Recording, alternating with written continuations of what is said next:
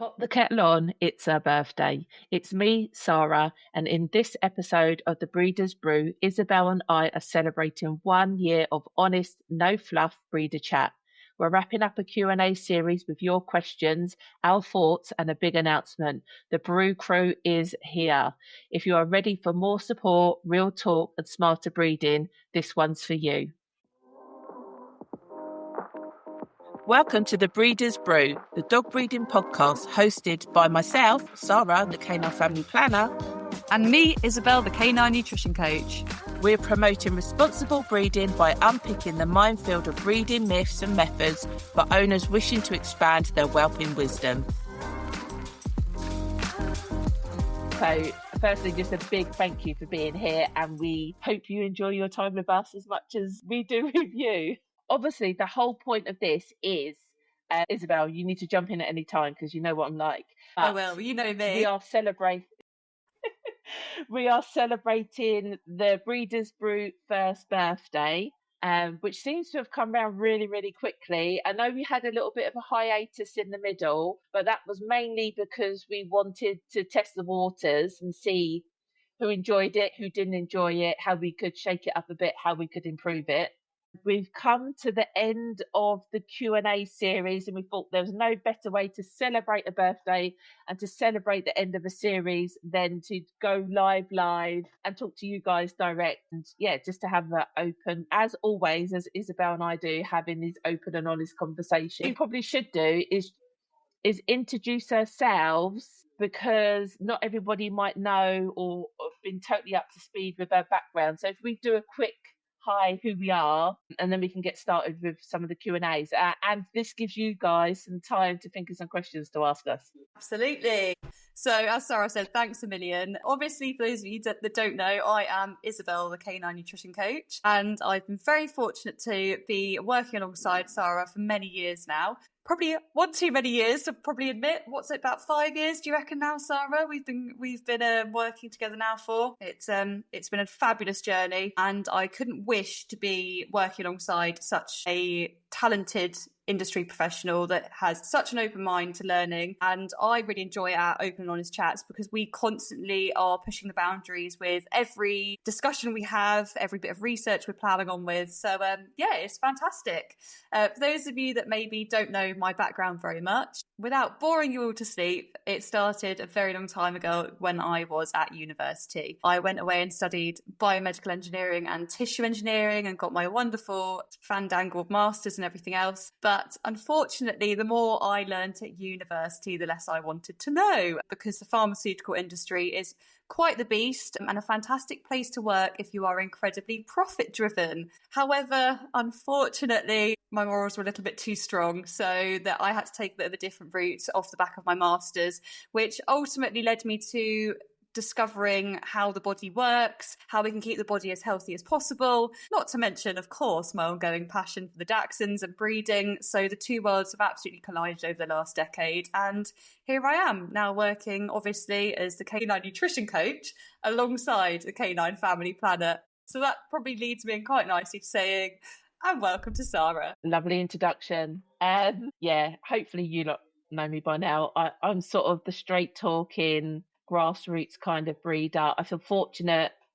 I have lived with dogs since I was 6. So I bred my first litter at 13. There's a lot of the grey stuff now that gives away my age, unfortunately. I love dogs. I'm obsessed with dogs. I am a weird dog person. I tried to pretend to not be as weird as they possibly are, but ultimately I am. Yeah, everyone, well, if you don't know my story, I fell into bulldogs. They are a notoriously difficult breed. I just fell into that by pure chance. So I've had difficulties in dog breeding from the beginning. I've learned a lot. I've exhibited across Europe. I'm an international kennel club judge. What else can I say? So obviously 10 years. It's 10 years. It's 10 years since I founded Homescan, which is my face-to-face dog breeding services. Then I set up Canine Family Planner, which is the advice side of my dog breeding services. I'm an author of two books. the third one in the making. And yeah, I won't bore you to death. But yeah, thankfully, Isabel and I crossed paths 5 years ago. I tainted her with the dog craziness. I mean, she was already dog crazy anyway, but then I lured her in and said, "Ooh, Slippery look at all these slope. look at all these other Got things even you could other do." things we And could be doing to be even more busy because our lives weren't busy enough already. Hey, let's do a podcast. unfortunately, we are both Aquariuses, which means we come up with these crazy ideas, and then I'm like, "Yeah, let's do this," and then Isabel never says no, and then we end up doing this crazy stuff. That's why we're here. But yeah, ultimately, the whole point is that we have a lot of depth and breadth of experience, and really, what we've only discovered today, Isabel, is that when people take any of our advice, you're kind of getting a 2 for 1, because Isabel's got this amazing scientific brain and all this, yeah, natural, well, yeah, it is natural, because your natural understanding of complex situations and being able to convert that into simple talk so simpletons like me can understand it, but having this really strong scientific background. And then I tend to have this really strong practical background of going, yeah, the book says that, but the book's not right, or that podcast said that, but that podcast's not right, or that vet said that, but the vet's not right. So I think it's really nice. We're almost like this little yin yang of opinions that nicely, they are different, but they still fit together. So we do agree on many things. And then not just that, but also the breadth of the breeds that we have. Like, I'm bull breeds. I've got the Labrador now, so she's taught me a lot. Isabel knows tons. I mean, you've got previous working dog, gun dog background anyway from when you was younger, and then add on that what the breeds that you've got now being the miniatures and toys. So I think between us we've got quite a lot covered. I think that's why we get quite good feedback on what we're doing and how we're doing it. And I am all for trying to counter the status quo, because if just because it's what's happened doesn't mean it's the best thing to happen now. We need to keep up to date with modern breeding practices, and it's very easy to slide into habits that aren't necessarily the best. So I think like that was the whole reason why the Breeders Brew was born, because me and Isabel have all these opinions. So we thought, actually, let's share it with you guys and see if you agree or not. And we're all for people not agreeing with us, as if you absolutely listen to the That's how we all learn. podcast. I mean, look how hot under the collar Isabel got about puppy rails and pig rails. I've never seen her so angsty. It's so funny. But yeah, like at the end of the day, Again, like you said, it's the difference in breed, isn't it? That's exactly what makes it so enjoyable, though, is we are all in this with the same mission together, which is provide the best care possible for our girls and pups. Yet we can have such polarizing opinions on something as simple as pig rails. It's just crazy, really. So yeah. What else do we need to say, Isabel? We've done all the things. Well, really, it'd just be nice to sort of summarize, I think, which you have done beautifully there, is why we're doing what we're doing. And ultimately, the biggest reason is to bust some myths, really, because the amount of misinformation that is being spread online is quite shocking. And I think it ruffled a few feathers with us, didn't it, Sarah? Which was one of the major reasons, more to the point, why the Q&A series in particular came to fruition, was because there are people online that are willingly giving out information that may not be factually correct, which is quite dangerous. So we just wanted to kind of offer a different opinion and a bit more information, really, to just try and counteract some of the misleading, misinformed and misguided information that it's circulating in a lot of groups out there, really. And so we're just hoping to sort of build this like-minded community of proactive owners like everyone that's on tonight. And we're just here to sort of help, really. Yeah, it's Facebook. I feel like the Facebook breeding groups have really picked up momentum since the pandemic. They've just, like a fire got put under them and they've just blown up. But the craziness that's going on in them, and as soon as someone starts with no hate, but I'm like, oh, let's have a read of this. Yeah. And anyone knows me, I am brutal. If any of you search me, I try not to get involved, but I am not pussyfooting around, because ultimately you're accountable for your dog. It's not acceptable that you breed your dog and you have no knowledge and you're just relying on random people that equally could have no knowledge to bail you out. Maybe 2 litters max. Exactly. They've Yeah, literally bred one, maybe 2 litters of a completely different breed of dog, potentially from a different country that have different breeding practices, different ethical standards, and they're giving out information as if they are doing it as a profession. yeah.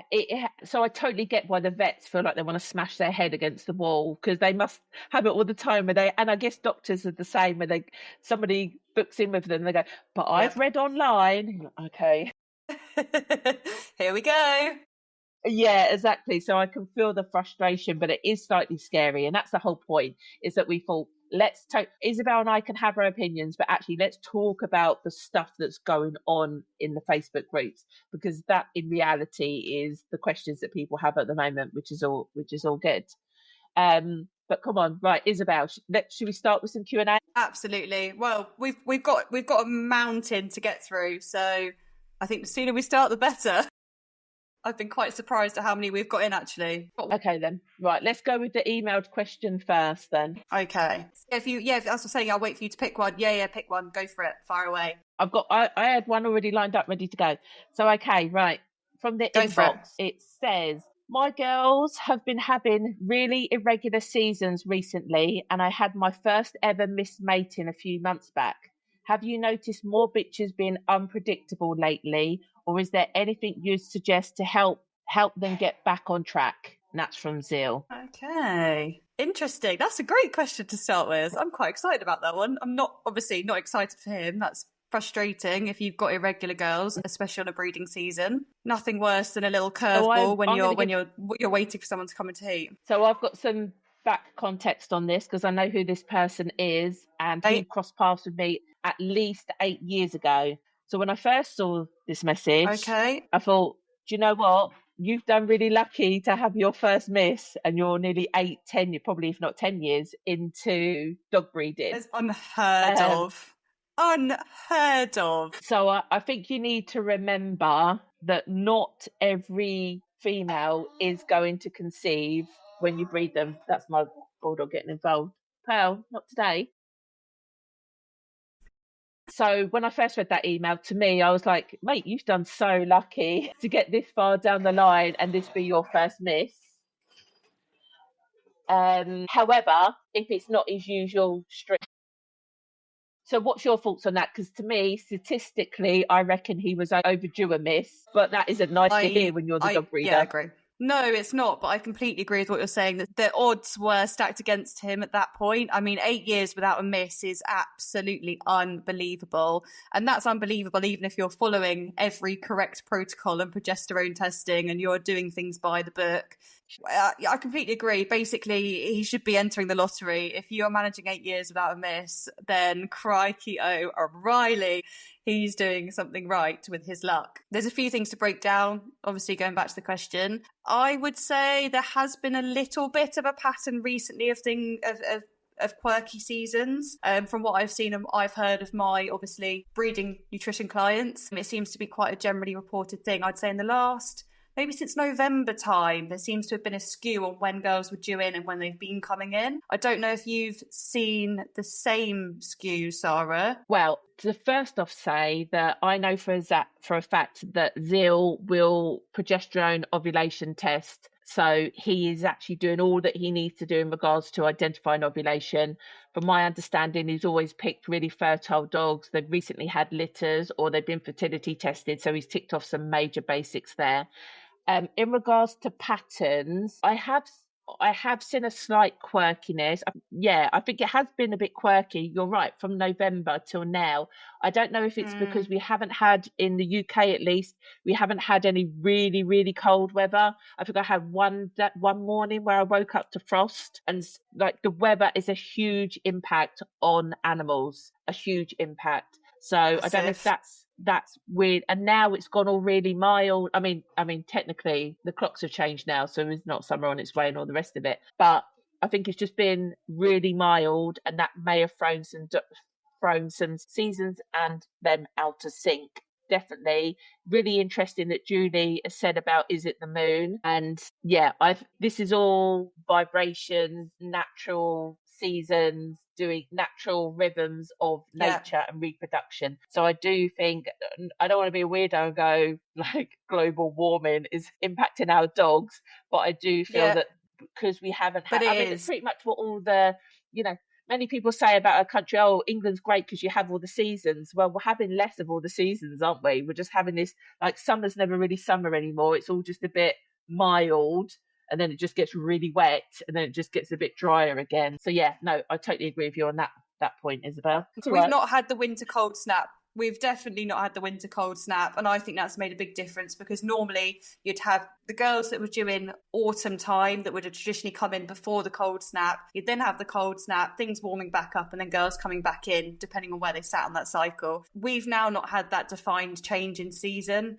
so I think that's where things have now skewed either way, and the fact that it's now warmed up so quickly, I also think is going to make a big difference, and I think that could bring girls in now that maybe wouldn't be due in for a little bit later. It wouldn't now surprise me if girls come in earlier because of this now sudden warm up in weather as well. So I reckon weather's had a big impact here, potentially for Dill. Having said that, I don't believe that's the cause of his miss. I just think that there is a pattern here that he's asked about, and I'm merely reflecting on the pattern that we're seeing.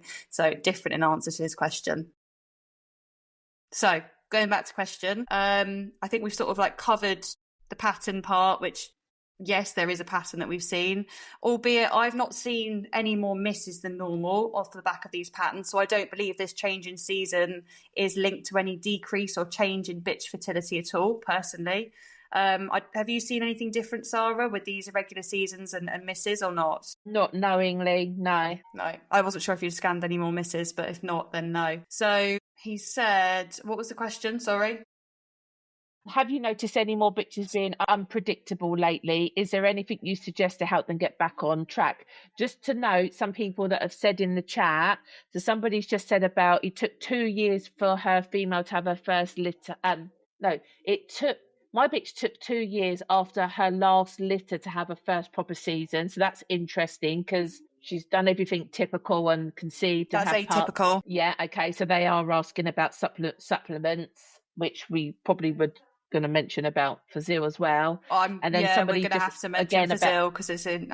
Yeah, and then just somebody else, Francesca, has said about her mini golden doodles. The bitch that she's kept back has turned one and hasn't had a season yet all her litter mates have. Should we be worried? The vet says no.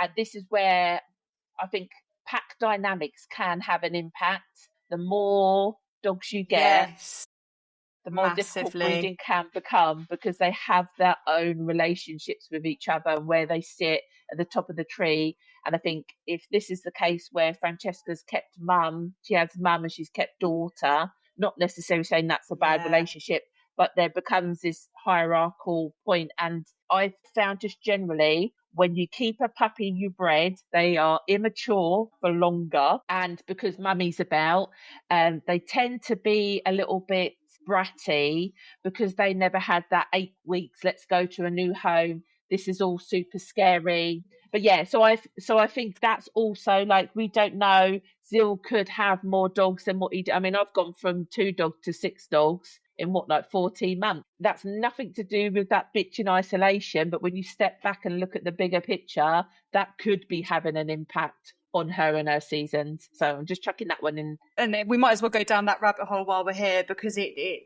is part of the same parcel.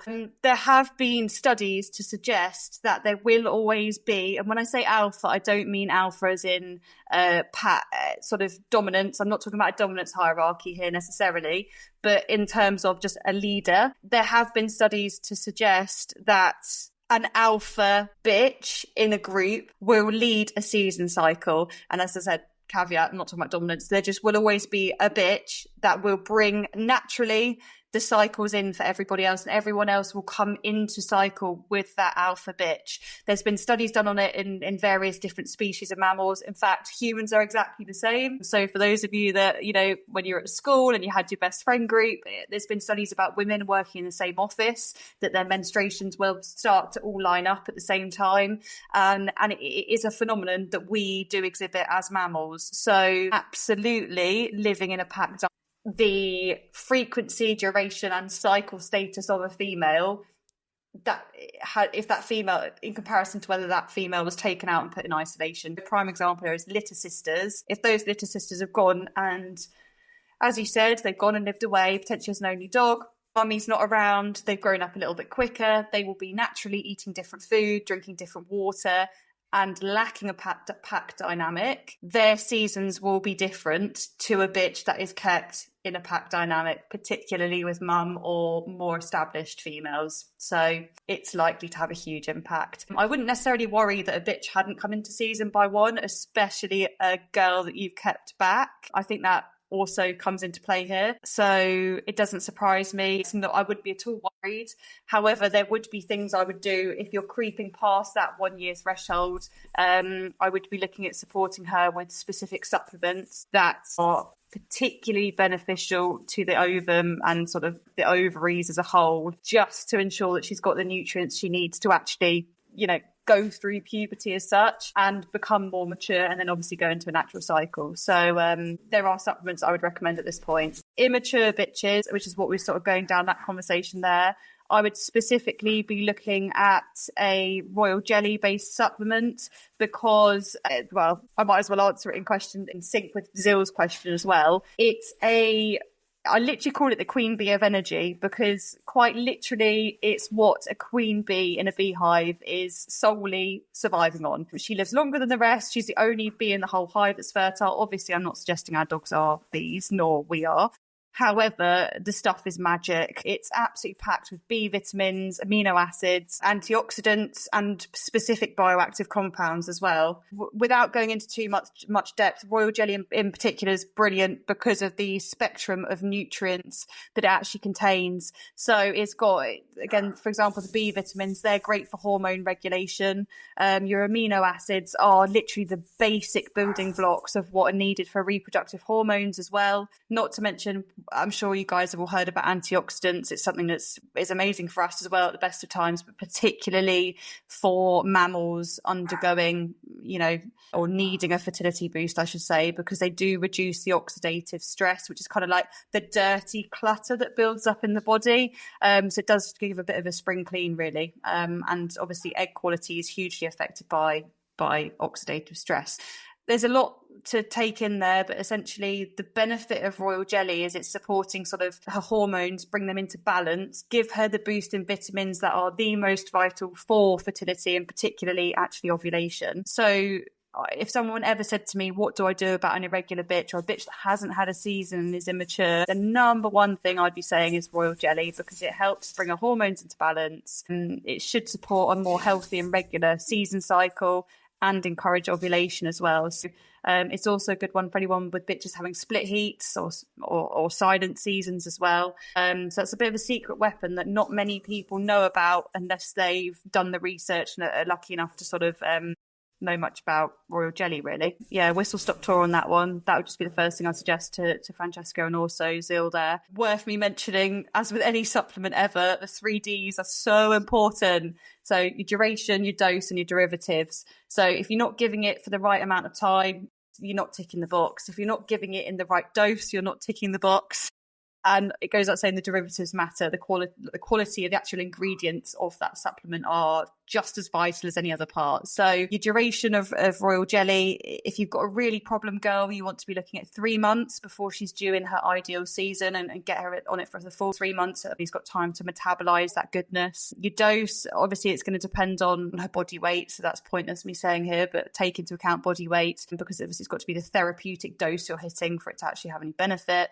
And derivatives. So not all royal jelly is the same. That's like me saying all water's the same. All water isn't the same. You can have filtered water, you can have tap water, you can have sparkling mineral water. It's also water on the packet, but it's hugely different in terms of what's in that water, how safe it is to drink. So imagine your supplements are exactly the same. You don't want a royal jelly that's just packed full of fillers and it's got little to no active ingredient. Otherwise, again, you think you're giving royal jelly, you think you might be paying for it, and frankly, if it's not high enough in sort of the quantity of actual ingredient in there, again, there's no point doing it. So anyway, that's a rant I could go on all day, so I'll just stop there. But I think that's a really valid point, especially all the stuff that I see on the internet and Facebook groups. And there'll be an argument for and against whether supplements work, blah, blah, blah. But they are really three key things. Is the dosage right? Is the duration right? And what's the derivatives? What's the purity of the product? Because you could be given supplements, but if you're not given the right amount for the right dosage at the right amount for the right amount of time, and it's a rubbish quality product, of course it's not going to work. So just because you tick the box that you're giving folic acid doesn't mean you're giving the best or right folic acid. Yeah. My little bugbear there. Exactly. Sorry. That. So okay. And I love that Jackie chipping in there. Peas. Yeah. We should talk about peas as well. I was just saying that Jackie's jumped in at the perfect time there, saying that royal jelly really helped, but conscious of time. I think once you've seen it and the benefits, I personally would never breed a girl not having used it. I've not had all the people that I've recommended it to. They've all been more than favourable about the benefits that it brings. So yeah, I don't think they would do that for fun. We might as well sort of summarise up that question. Yes, we've seen the pattern. Yes, there's supplements you kind of should be doing, and that's the exact reason when you would be using royal jelly, so that ticks that box.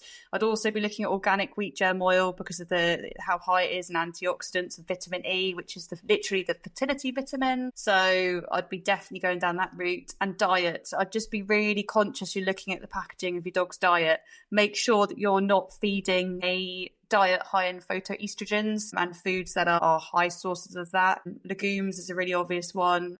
Some pulses are quite high in it. Some sources of protein can be as well. So just be conscious of what you're feeding, because not all dog food. I mean, what I would say to people is, if your dog food is from a pet shop, it's designed for a pet. That means it's designed for the average pet dog sat on the sofa. It's not for a breeding female. It's not for a working stud dog. It's just a maintenance diet that is suitable for a pet. So it's not going to be formulated with the ratios of vitamins and minerals that a breeding animal needs, which is, it's no different to us humans as a diet. And this is why prenatal supplements exist for us when we're pregnant. It's exactly the same concept. Pet food isn't complete for that life stage, it's just complete for a pet dog. So diet's a big one, which is why supplements exist, why you should be doing them, and just be conscious of the certain things you want to be avoiding, really. Can you hear me? Yeah, no, I can hear. I was just trying to read the chat because I missed out on some, that's all. Trying to subtly go, okay.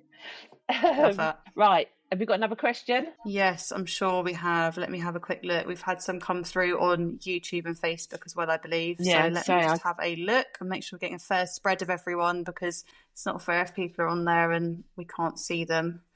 Just quickly looking at the comments. Let's have a quick look.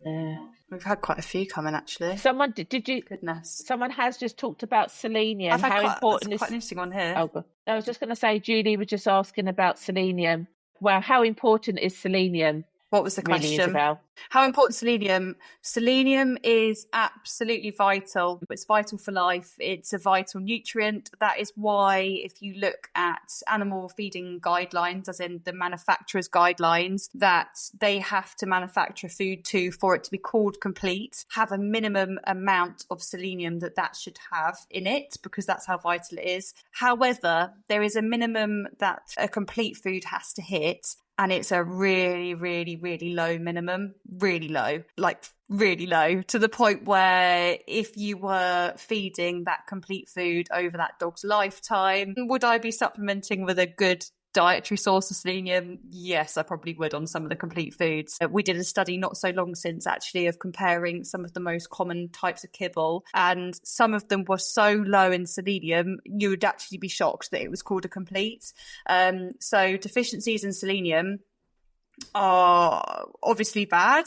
They can cause a whole plethora of health issues, but obviously we're talking about breeding specifically. If you have a female that is low in selenium levels, it has been linked to reabsorption, it has been linked to missed pregnancies, and quite shockingly, fading puppy syndrome as well. So it's one of those boxes that I always say to people, unless you are a little bit of a dog geek like I self-admittedly am, and I'm happy to look at packages and work out exactly what quantity of every nutrient my dog's getting in their diet, unless you want to sit down and do that, well, by all means do. I can assure you you're going to quickly realise that it's deficient in selenium for a breeding bitch. So I would eat my hat if anyone was ever to be able to show me a complete dog food that was high enough in selenium to meet a particularly bitch's selenium requirement for that journey. So that's why selenium is so important, because the risk of being low is catastrophic. Okay, that's cool. Right, have you got a next question?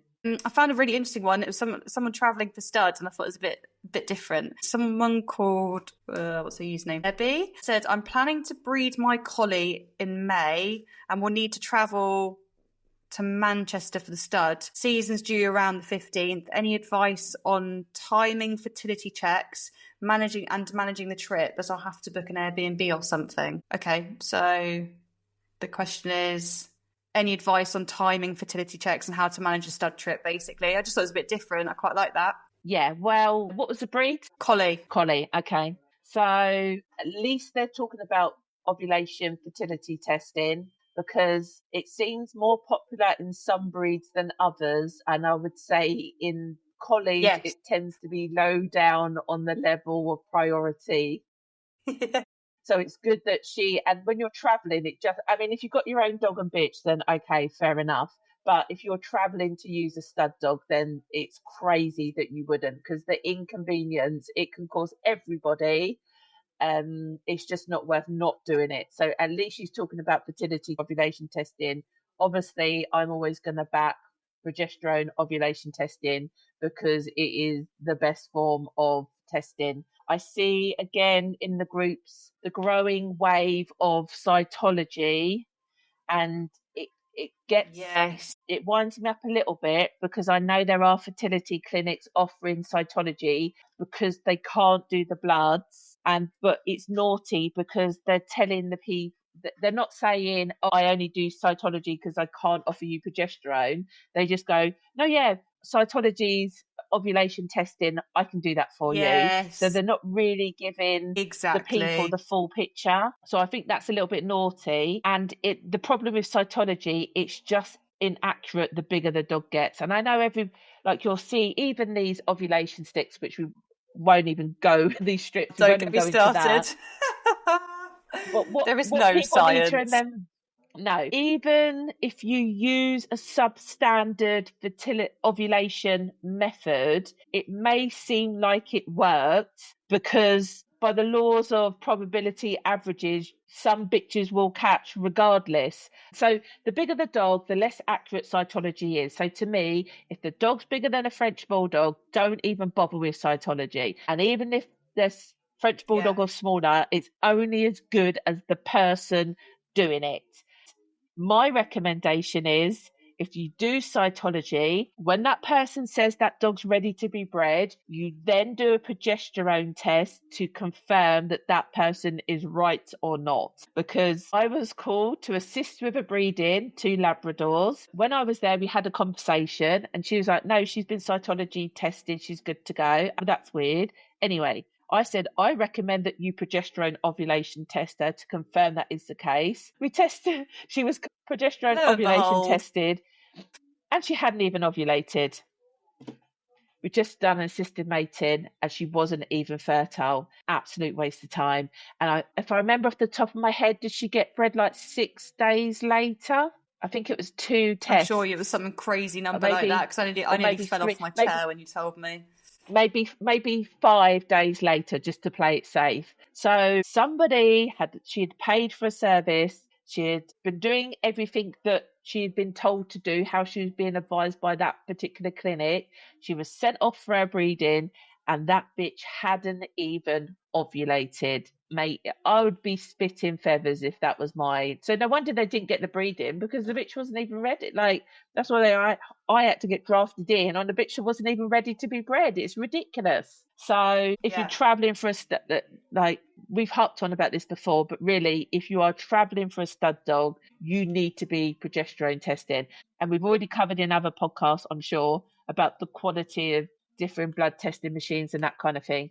But all I can say is, do all the research before she's in season, because once she's in season and you're running around like a headless chicken, you're pretty much backed into a corner of the opportunities that you've got, and you will convince yourself that what you're doing is the best choice for you in that state, which it probably is. But if you've done a bit of research beforehand, that might not even have been an option that was on the table. Yeah, absolutely. So, Sarah, just because obviously I know this and you know this, but other people listening may not, what exactly does progesterone testing give us? Like, obviously, this lady, Debbie, is talking about traveling to stud. So, in this specific instance, why is it so beneficial to progesterone test? Obviously, without saying, oh, we get the timing right, but to what window are we talking? You know, like, how is this going to help her make her plans?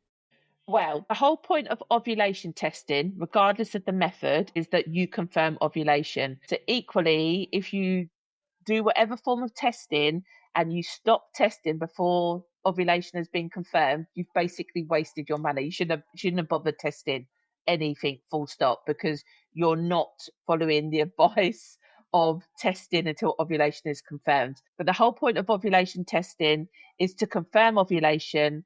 Progesterone is a nice way to confirm that, because it is a sample of blood that's spun down, red blood cells are ignored, and it's just run on the plasma or the serum, which basically has the hormones in. When that hormone gets to a certain level, that's indicative that ovulation has occurred. And we like progesterone because it only goes up. On a typical female, it only goes one way. So it's clear whether you've missed ovulation or if she hasn't yet ovulated. And so the whole point is you want to catch ovulation, and then 2 days after ovulation is the optimal time to breed your female. If it's a dog to dog breeding, if it was a TCI breeding where the semen's put through the cervix, then you would do it 3 days after ovulation. But literally, it's that, like, that is textbook as it can possibly come when it comes to breeding, of just knowing once she's ovulated, in 2 days time we're doing my breeding. And the benefit of that as well is that you actually know when she's full term, because full term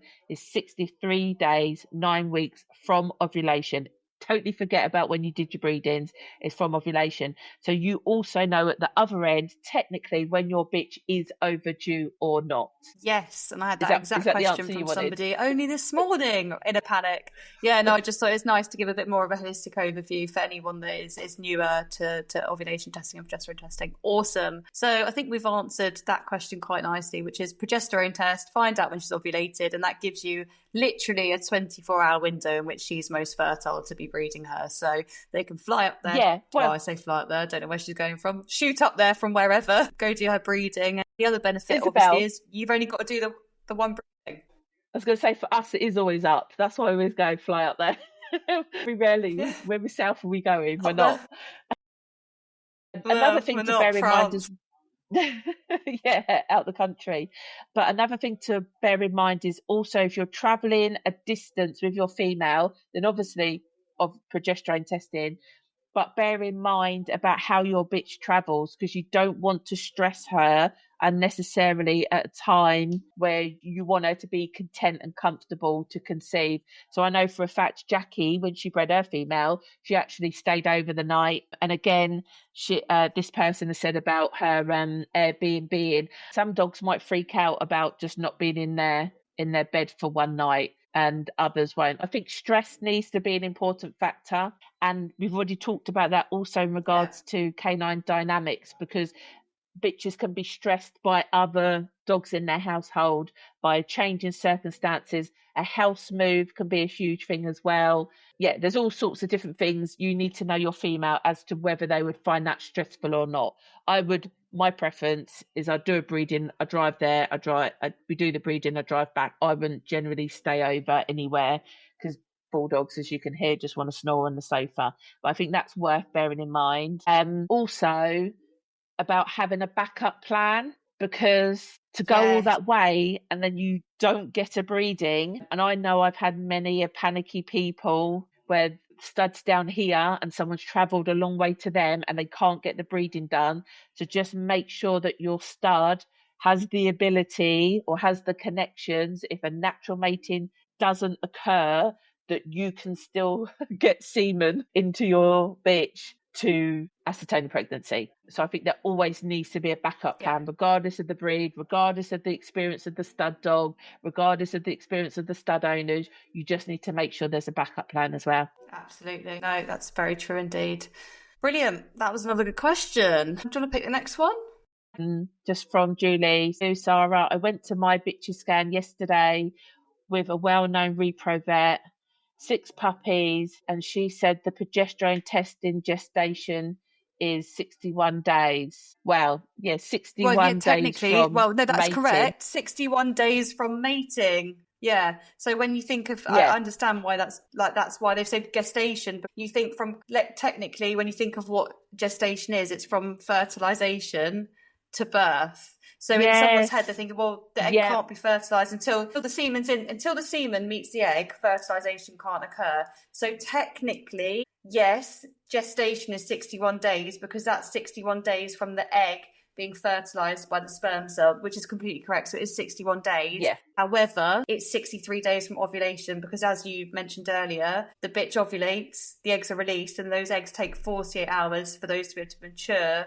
to then be able to be penetrated and fertilized by the sperm cells. So it's 63 days from ovulation. Yeah, if anyone's seen one of these, for someone, it's my pregnancy and puppy predictor. It's amazing. Everyone should have one. But on here, literally, I've got them stuffed in every pocket, every drawer. Every stud owner should be giving these out to their bitch owners because it will save you 1,000 questions, that's for sure. But literally, I had somebody ask me yesterday, and they said, "Oh, I've got your predictor, but I didn't know what date to set it from because on here it's got from ovulation or from mating." I said, look, if you know ovulation, then you always use ovulation. But if you don't know when she ovulated, you use mating date, because for the exact reason that you said, we know she was mated on that date, so we assume the eggs are going to, fertilization is going to happen straight away. But that ovulation is what makes this the most accurate it can possibly be. For mating with no testing,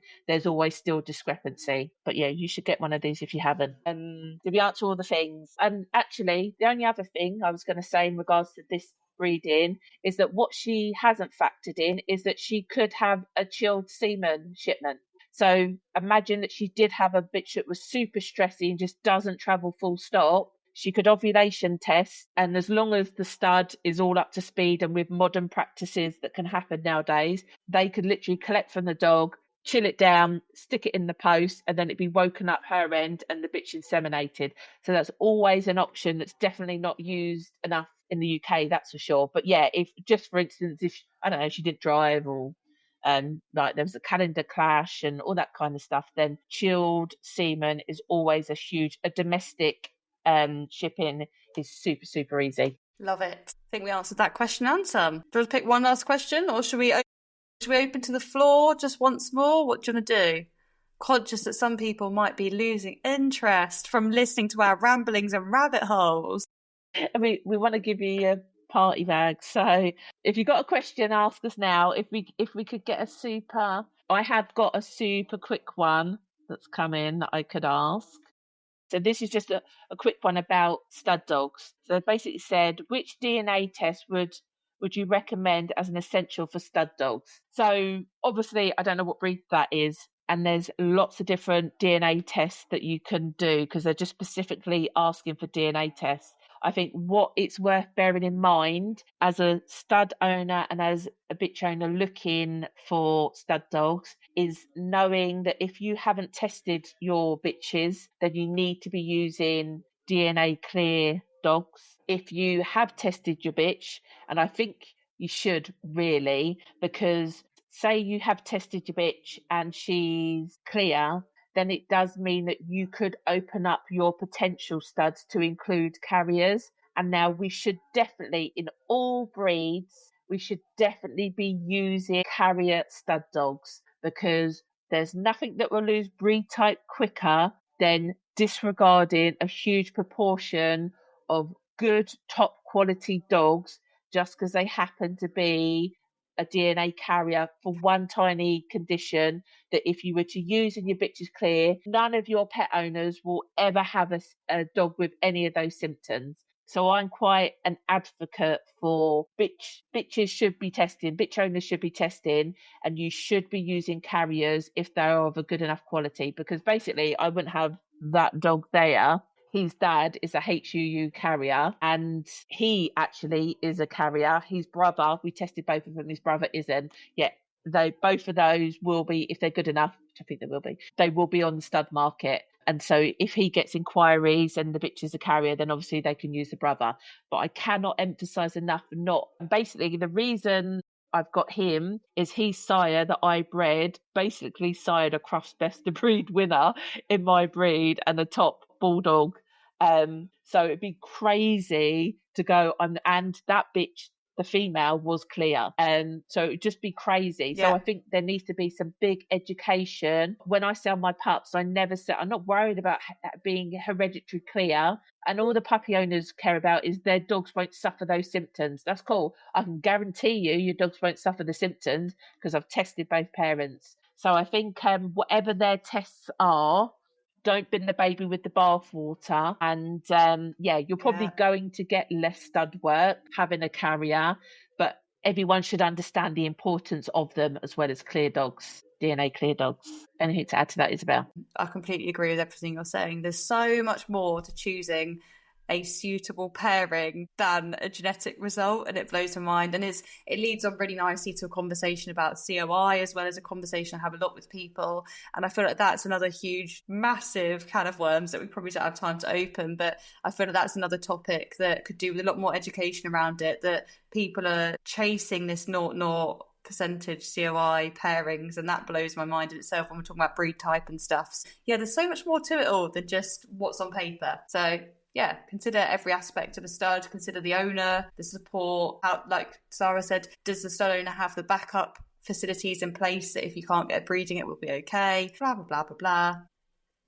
The more research you do in advance, the easier the process is going to be, frankly. Yeah, for sure. Even well, we have a lot to say about COI. There's many more questions and opinions that Isabel and I have into it literally is the grassroots practical side. You can't read this stuff in a textbook. I mean, I'm at 120 blogs, aren't I, Isabel? And I'm thinking I can't release 120 blogs in 1 year for people to digest, but I definitely have a lot of opinions of what I see. What more can a girl do? 120 blogs for the world. I know 120 blogs. That is a bit crazy. All of these blogs, funny enough, is because I look at something on the Facebook group and I go, I'm going to answer that the right way. So there are plenty more. But if anyone wants to read a blog, that's the link to the blogs. But what we've realised is there are people, fabulous people like you, that want to continue the conversation. And we've got an invite, well, in your party bag, basically, that we're virtually going to give to you. We've got an invitation, I suppose, haven't we? What do we call it? Like your party favours. The party favours. So if you've been on the Breeders Brew website, you may have seen little things happening in the background, and we've actually started a Brew Crew membership and we're launching it here. So this was part of our 1 year celebration, was to also launch our membership, and basically it's called the Brew Crew because we're going to be a crew of people doing things right, basically. So essentially we've set this up to create a community where you can access backstage conversation like you've seen tonight, unedited, unfiltered chat from me and Sarah, our own personal guidance, learn from our mistakes, our pitfalls, our professional backstories. The whole point is we're here to lift each other up. We're here to support everyone on their journey. And it isn't right that there aren't communities that exist where the knowledge is always checked and shared with a commitment to the general cause that is ethical breeding. So we're super, super excited to have launched this officially tonight. And you guys are the first to be hearing about it in your party bags. As you say, we've launched this membership. What we've decided to do, because we get a lot of feedback, people going, when I listen to the podcast, it's like I'm in the room with you.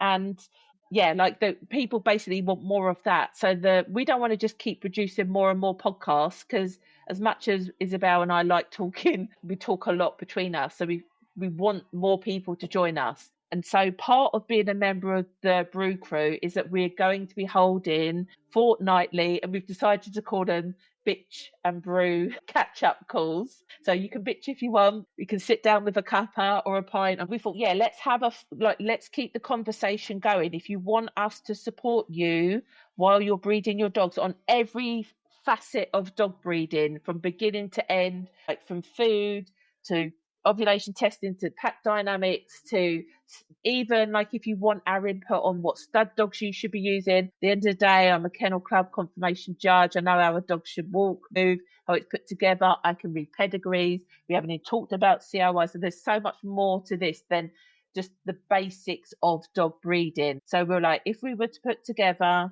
fortnightly bitch and brew calls, and then also carry out some mini masterclasses, which we've called as spotlight sessions. So monthly, we want to go, look, we're going to deep dive into this one specific part of dog breeding. I've come up with some crazy stuff we get asked about puppy pricing all the time. How much should I sell my pups for? And it's always been really difficult because how do you articulate to somebody how much something should be worth until one day I said to Isabel, I think it's this, and this. And Isabel's like, yeah, I think that's a good place to start. My brain is always trying to put patterns to things. And now I understand how to price a puppy. And it's not just because you bred this dog to this dog. There's a lot more than that. Or this dog is a popular dog. There's way more to it. And it's not just because you've had the breed 10 years or this, that, or whatever. So we thought we'll hold these spotlight sessions where we can really deep dive into really like minutiae detail of dog breeding that people seem to struggle with. And then still on top of that, because we've set up like a tap room, we're going to have a load of resources in there. So we've already put together some breeder briefs. And when I mean these are deep dive, chunky audio files for you to listen to work through and then to pick our brains apart. And if you like that kind of stuff, then you definitely need to get involved. And that's going to be forever going. All the cool archives will be going in there. There'll be bigger discussion that cause more topics to be created. So it's just the beginning of, but we're really keen to get a group of people that are really focused on breeding quality dogs, finding quality puppy owners and doing a quality job, because there's so many people out there that aren't. With quality support. Yeah, with quality. And like I've said before, you're getting 2 for 1 here. Like, and I don't really think you could get a more balanced approach, because it's easy to fall into biases. And I'm forever, I mean, the good thing about my job is I have such a broad network of people. And even today, I know how much my breed studs fees are, and yet I'll have people in and I'm constantly going, how much is your stud fee for your breed? How much is your stud fee for your breed? And we've already started putting together how some stud fees have decreased and why that might be so, and nobody else is having these conversations, and why you shouldn't naturally go with just setting that's the bar that I should be doing because that's what everyone else is doing. No, because if you're doing things to a lot higher quality, you should be charging more, expecting more, attracting better people, quality people, candidates, all that kind of stuff. So I have all this crazy stuff basically flying around in my brain. And so I'm going to subject anyone that's in the Brew Crew to it. Yeah, we love it.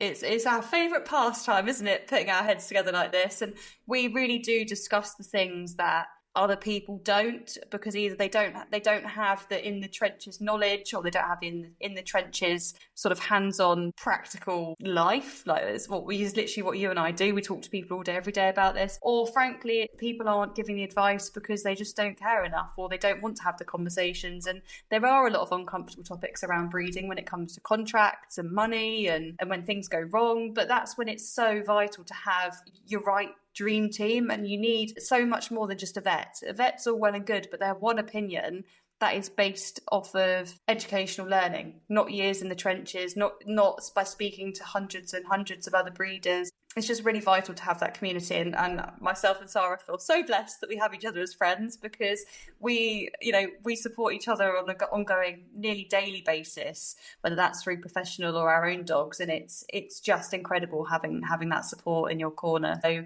we invite you to come and join us and be part of our little dream team and a part of our Brew Crew, really. Like, as Sarah said, multiple touch points throughout the month, multiple calls, sit down, pick our brains, we'll all get involved together. And we're doing a pretty nice little early bird offer, aren't we, for the people that have decided to attend our birthday very kindly today? Yeah, we are. So for a bargain, £19.99, like under 20 quid. What more do you want? I mean, that's what we said. So good. A couple of Starbucks and a cake, and I think you're done, aren't you? 2 glasses of wine. Yeah, 2 glasses of wine, and that's it. Is that 4 Red Bulls? Anyone knows I'm into my Red Bulls. In Sarah language, yes. Yeah, that's my language. Red Bulls and a Twix or something. But yeah, like you cannot get this knowledge consistently for this money. We're almost giving it away. But we're really keen to attract people that are on the same path for us, that are on the same trajectory and want that clarity around dog breeding, want to build that confidence. And the good thing is, like, there's a nice blend between us. And it's so powerful being part of a community to point that sort of thing out for you. And it's why it's such a powerful and confidence-giving situation to be in when you've got that community of real dog people around you. It's just awesome. I'm going to say it now. No one should be breeding at a loss. There's some weird perspective in the UK that you can't be seen to make money out your dogs. I actually think it's detrimental to have that mindset. You should be breeding to make money, because that extra money, I'm not saying you're going to go on holiday into the Bahamas and all that kind of stuff, but that extra money will help you pick better stud dogs that will ensure that you've got the funds to do your ovulation testing. It will ensure that you do all your health testing. So you just spend the money back on your dogs. But to go in with a mindset that you shouldn't be making money breeding your dogs, you should, because the dogs that then are in your care will have a better quality of life. My dogs get the food they get. There is no qualms, no conversations about me cutting costs, dropping them out of food, or they get it because they've earned it. And why would I not plough that back in? Because that's ultimately going to help them be fertile dogs to then go forward and carry on my line. Well, that's all for the Breeder Crew conversation. We could go on forever, but it's a bargain. It's 20 quid. Yeah, it's only for this week. And it's monthly rolling. Basically, we're holding it at £20 until we literally have our first Bitch and Brew, which is on the 9th, which say it's just over a week and a bit. And then as soon as we hold our first Bitch and Brew, then that's it, offers off the table. So you've got a week to contemplate it. I personally wouldn't. I would get signed up now. You're not locked in. Again, you're not locked into anything. You can log in at any time. You can cancel your subscription. There are no contract, like literally nothing like that. It's all the power is within your hands. But as you say, we're quite clear on what we want to achieve. There's some clear stuff that we want to tell you and share with you. That's already lined up, ready to go. So if you want to see behind the scenes and backstage, that's the best way to do it. Absolutely. And it's dip in, dip out. We know the breeding journey isn't always quite as smooth as what you anticipate. So even if you're planning a litter now, it all falls over. Don't worry, you're not tied into anything. Unfortunately, we know ourselves only too well. Things don't always go to plan. So it's monthly rolling. We're here if you need us. And we just wanted to let you guys know that there is this really super partnership that is getting even more exciting with all this behind the scenes extra content for our most avid podcast listeners. But yeah, so it's a one-time offer. I'm conscious of the time. We're going to duck off now. But otherwise, thanks for joining us. We hope you've enjoyed it as much as we have. We hope you, stay connected, basically. And thanks for coming. We'll see you soon. Bye. That's the end of our Q&A series. We're taking a 2-week break to launch the Brew Crew and welcome our new members. If you'd like to join us, there's still time. Head over to breedersbrew.com/Brew Crew and grab the offer before it ends. Catch you soon.